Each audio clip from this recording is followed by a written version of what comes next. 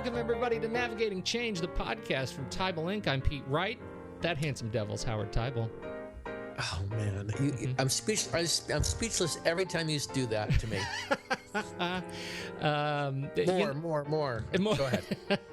I am so excited about this conversation we're having today.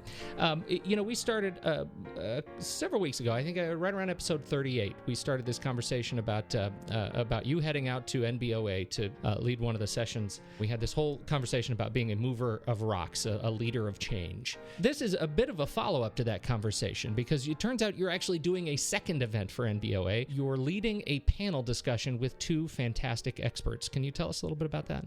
The event is going to have a keynote speaker. One of them is going to be Amanda Ripley, who wrote the book, The Smartest Kids in the World.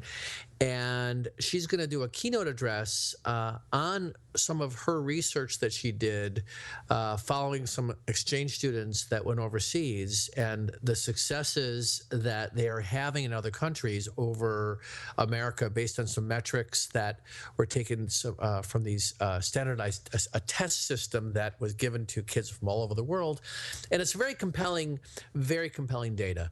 It's compelling data for higher ed. It's compelling data for the secondary school systems, for independent schools, so that the business officers who are attending this conference are going to hear some of what she's learned that really moves the needle around educating kids to be 22nd century thinkers and leaders. Then, right after our conversation or her event, we're going to have a panel. It's going to be me, Amanda, and Roger Stackpoole, who is the chief business officer from LeMoyne in Syracuse, New York. And I've known Roger for many years, and he has a great facility and focus around what does it mean to be a collaborative leader. So what does it mean to really work across the aisle with faculty? And, he's not sort of the traditional chief business officer. And we're going to talk about, the three of us, what does it take to do this work well, ultimately the mission, and what does it take for these kids to move their way up through the middle school, high school world, entering into college? What kind of preparation do they need to have? Do they all need to be going to college the way that we've all started to come thinking? That if we're going to be able to secure good paying jobs, everyone needs to go to college. Well, maybe that's not true.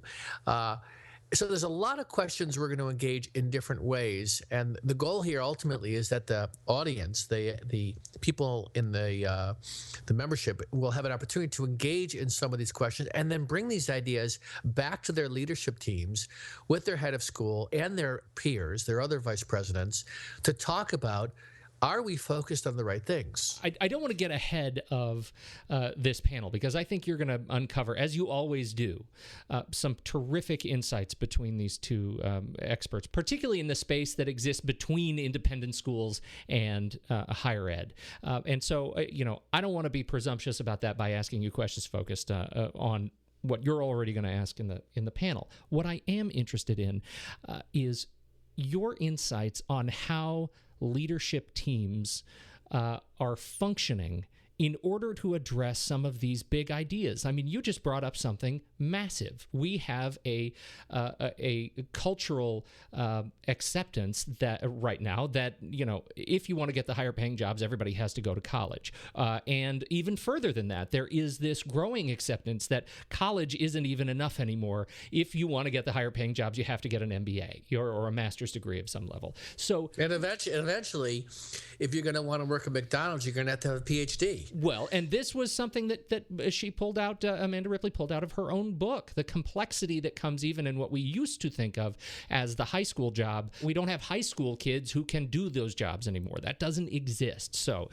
These are huge issues. Now, I don't want to give anything away, but you and I have talked in the past about some of the work that you're doing with leadership teams at independent schools, and I remember being dumbfounded at the teams that are doing this well. The level of ambition that comes with the things that they are doing to shake up their model, their worldview, their mindset. Can you have big, giant, audacious, hairy, terrifying ideas and fiscal sustainability on a leadership team level? How do you approach this? It's funny. I do a bunch of work at the Chautauqua Institution, and one of the mantras when people keep thinking about or trying to talk about what do we stop doing, the message that keeps coming back from I consider a visionary thinker, Tom Becker, is it's the mix, stupid. It's in the mix. The answer is yes. We need to do it all, and I think this is also a dilemma. We're trying to undo structures that we've put in place, physical structures, technology structures, ways that we're teaching, and we're asking to step back and say, all right, let's prioritize what we really want to do. And I can tell you that some of the independent school leaders I'm working with, and my hope is that you and I will have a chance actually to do a three-way conversation with one of them. What they do really well, the good ones, is that they are holding both conversations, which is, and this is what you got to do. I mean, here's the story, and everybody shakes their head on this in a good way. We want to figure out, what does it mean to have revolutionary new programs? And now why? I'd say for these schools, one of the motivations, one of the reasons to sell that sells to their boards is the fact that we want to distinguish ourselves from our peers, right? Now, distinguish means we need to focus on what we can do really well.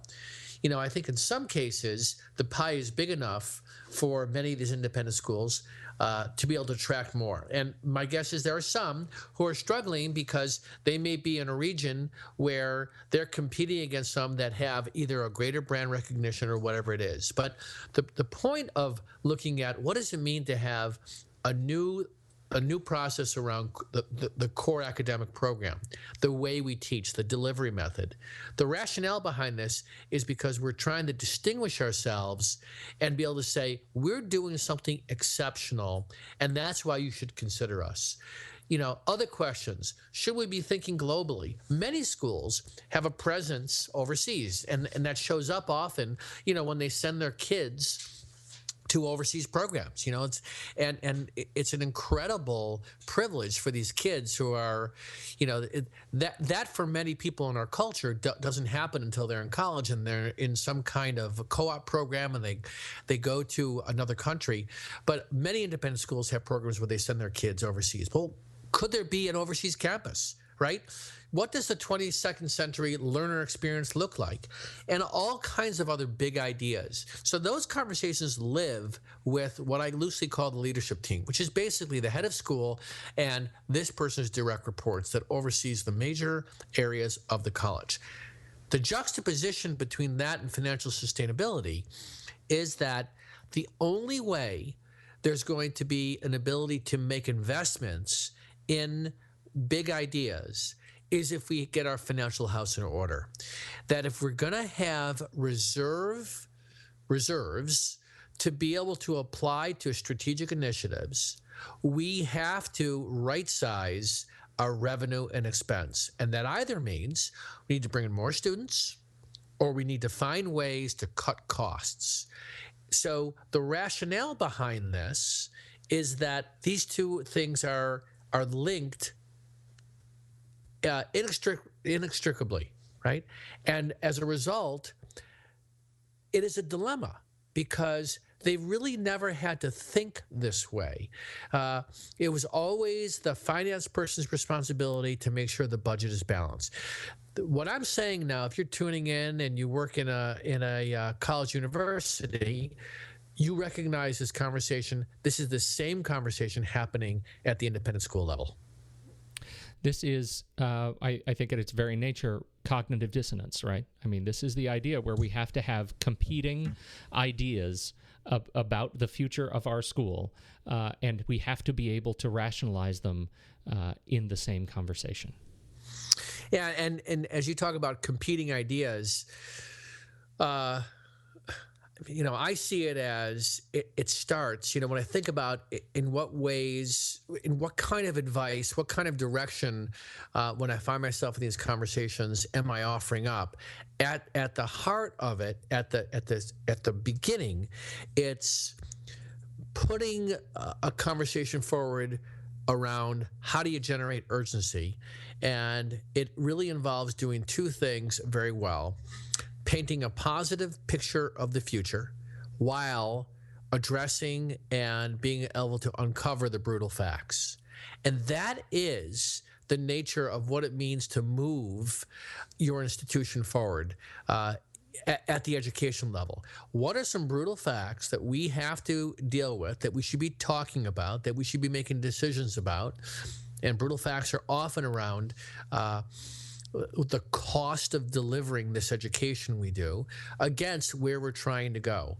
And there is a process that, in many ways, my experience is the majority of schools, when you have the right conversation, the people at the leadership level, they know what their options are. They just need guidance to be able to go down some path. There are some best practices that, that we're in a position more and more to be able to share, but ultimately, the people that are hired into these roles understand the dynamics better than anybody outside their institution, and what they need is guidance to be able to step through that conversation in a systematic way.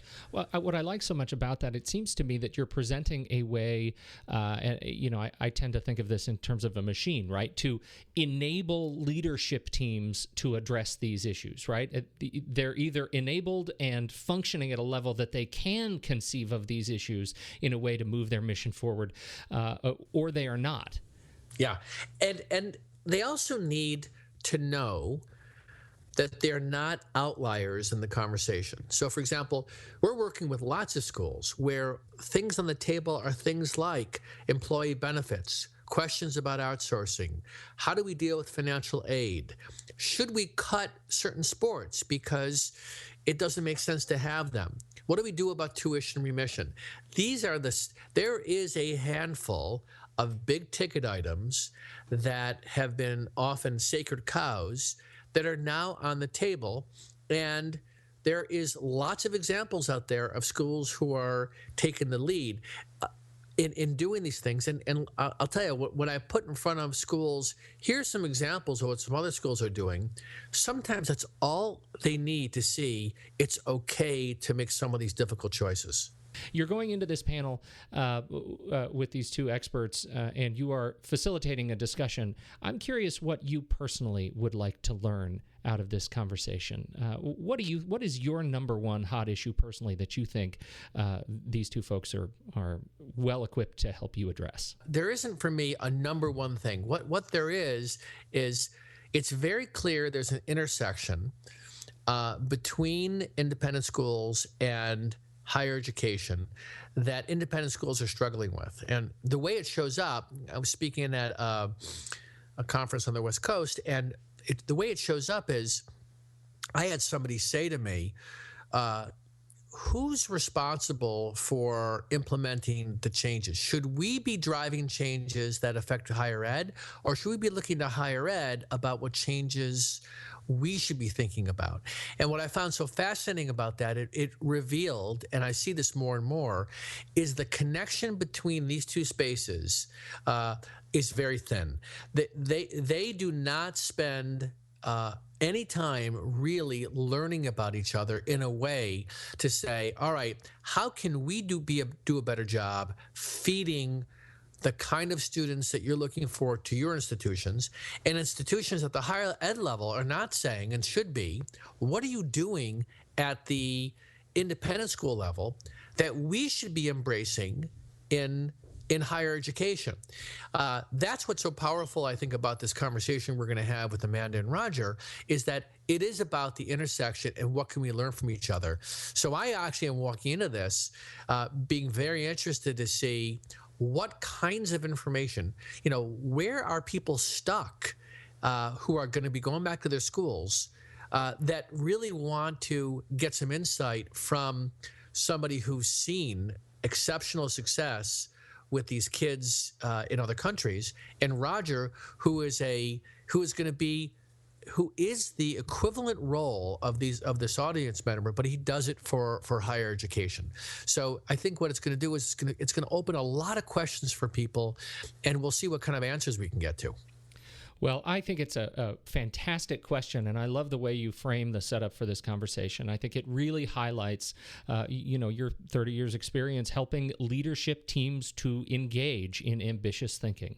And so I'm thrilled that you're going to be sharing the stage with these folks leading this conversation. That's great. Great conversation, Pete, as always. The conference itself, NBOA 2014 annual meeting, is being held in Orlando, Florida, the only really sunny place in the nation, March 2nd through 5th, 2014. You should go there if you're a business officer and you want to learn a little bit more. You should buy your tickets now. It's going to be a great show. And you can learn all about our show at teibelinc.com. You can search for the podcast Navigating Change in the iTunes store. Subscribe for free and don't miss a single episode of Howard Teibel's Fantastic Wisdom.